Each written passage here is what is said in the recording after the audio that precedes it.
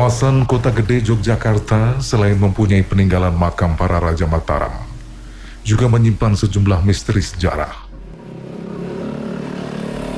Situs bekas bangunan kerajaan Mataram Islam di sini, di Kota Gede misalnya, sampai saat ini belum ditemukan. Ketiadaan peninggalan berupa bangunan dari kerajaan Mataram Islam di Kota Gede bisa jadi karena bangunan pada masa itu terbuat dari kayu, sehingga mudah rusak termakan usia, hingga menyebabkan sama sekali tak ada peninggalan bangunan yang ada.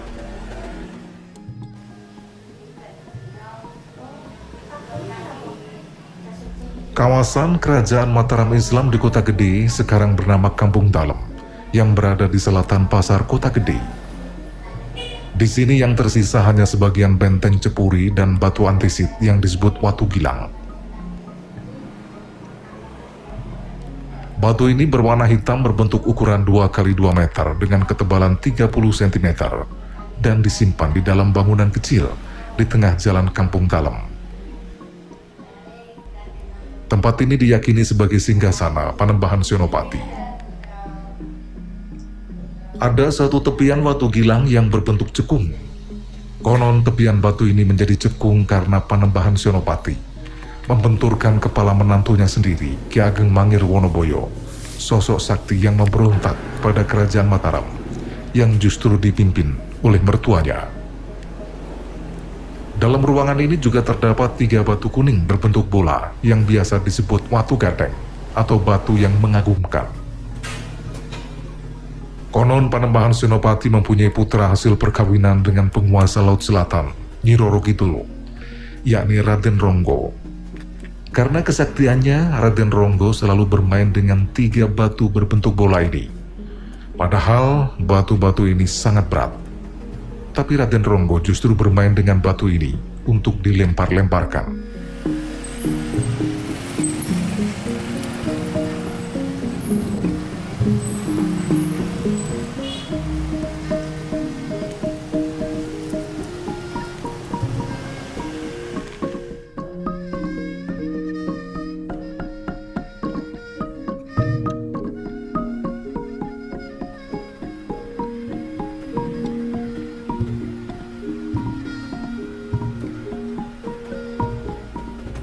Benteng Cepuri merupakan situs peninggalan kerajaan Mataram Islam di Kota Gede yang kini hanya berwujud reruntuhan. Menurut kronik Memana Jawa, benteng ini dibangun pada tahun 1507 hingga 1516 yang berfungsi untuk memisahkan dalam benteng istana dari daerah luar benteng di mana rakyat biasa tinggal.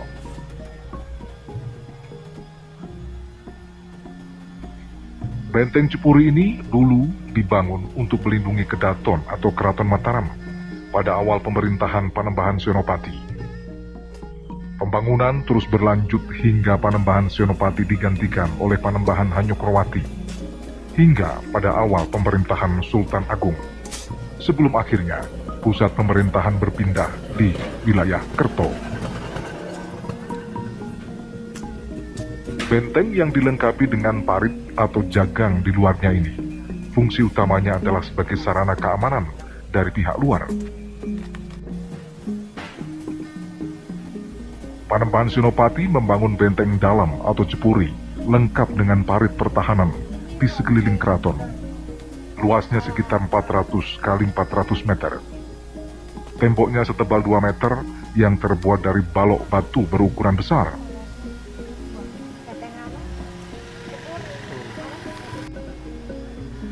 Struktur bangunan ini dibuat dengan menggunakan batu putih, tingginya sekitar 3,5 meter.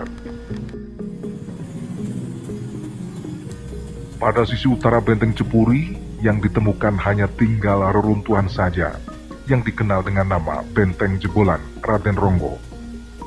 Selebihnya sudah tidak ada lagi bangunan yang bisa dilihat. Pada sisi barat benteng Cepuri juga tak lagi ditemukan reruntuhan apapun, karena sudah hilang dan berubah menjadi pemukiman penduduk yang sangat padat.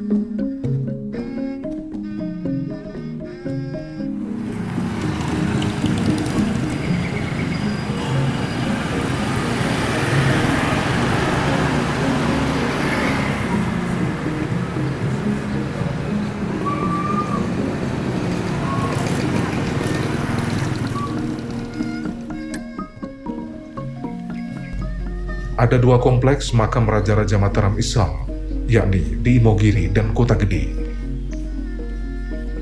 Dari kedua makam itu, makam raja di Kota Gede inilah yang lebih tua.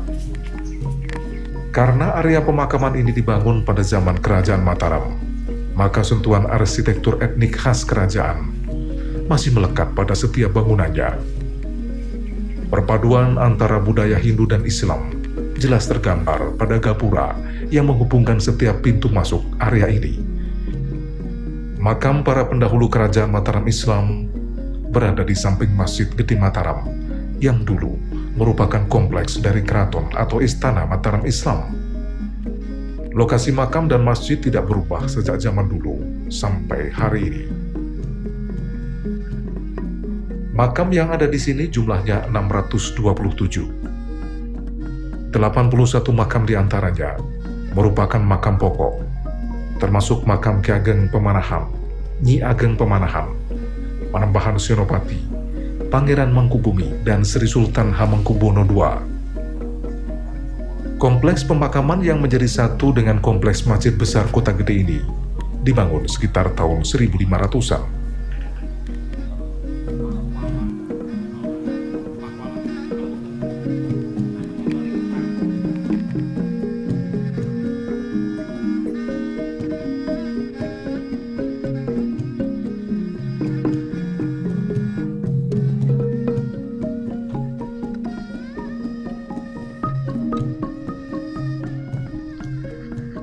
Di kompleks makam Raja-Raja Mataram dan kerabatnya di Kota Gede, terdapat sendang atau sumber mata air, Sendang Selirang. Lokasi Selirang konturnya lebih rendah dibanding makam para raja, sehingga ketika kita masuk ke area, harus menuruni puluhan anak tangga. Antara makam dan sendang dihubungkan dengan sebuah gapura. Sendang Selirang dibagi menjadi dua, sendang kakung atau laki-laki di sebelah utara, dan sendang putri atau perempuan di selatan. Sendang ini bentuknya persegi panjang dengan ukuran 5 x 10 meter, beratap dan dikelilingi tembok setinggi 1 meter.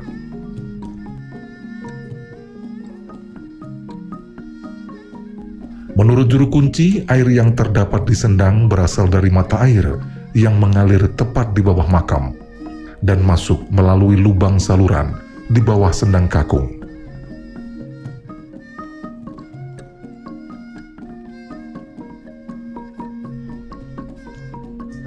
Sendang ini adalah tempat mandi Panembahan Senopati ketika berada di Padepokan.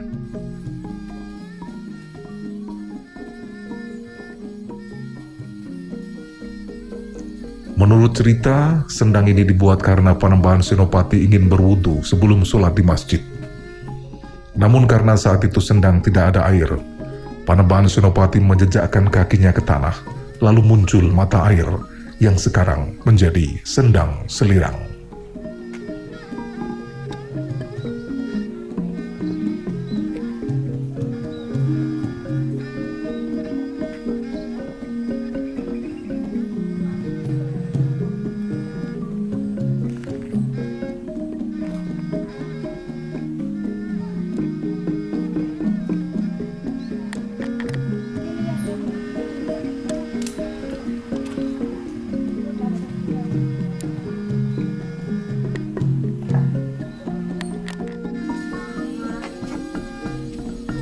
Dari area Sendang Selirang ini pula kita bisa melihat tembok makam para Raja Mataram di Kota Gede yang sangat tinggi dan kokoh.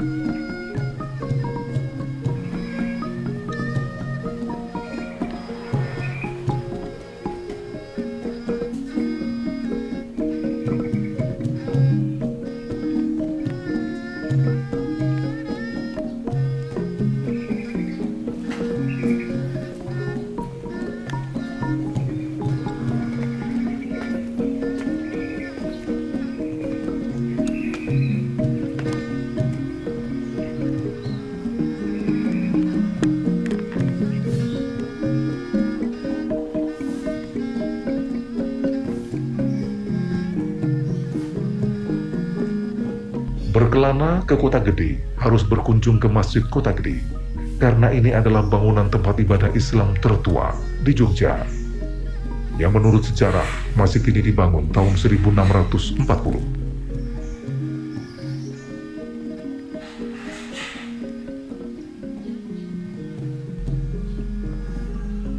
Bangunan inti masjid merupakan bangunan Jawa berbentuk limasan.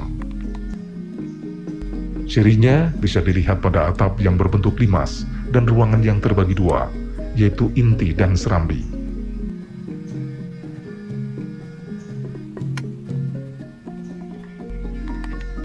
Pada bagian luar inti masjid terdapat beduk tua yang bersebelahan dengan kendongan. Beduk ini usianya tak kalah tua dengan masjid. Dan ini merupakan hadiah dari Nyai Pringgit, orang yang berasal dari desa Dondong, Kulon Progo. Atas jasanya memberikan beduk itu, keturunan Nyai Pringgit diberi hak untuk menempati wilayah sekitar masjid yang kemudian dinamakan Dondongan.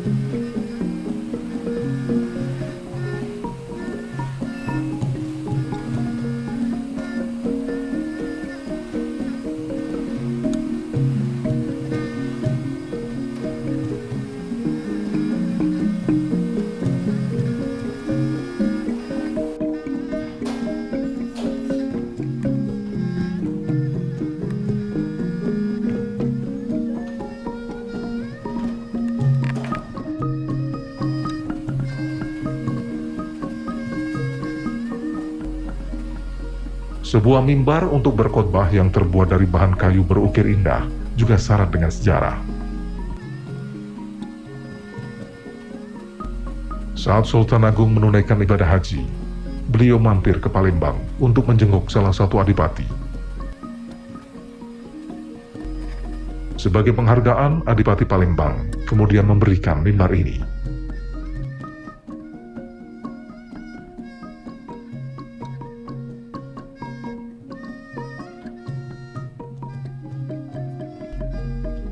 Masjid Kota Gede yang usianya telah ratusan tahun, hingga kini masih hidup dan syarat dengan kegiatan. Warga masih menggunakannya sebagai tempat melaksanakan aktivitas keagamaan, berdiskusi, berkomunikasi, dan tentu belajar ilmu agama.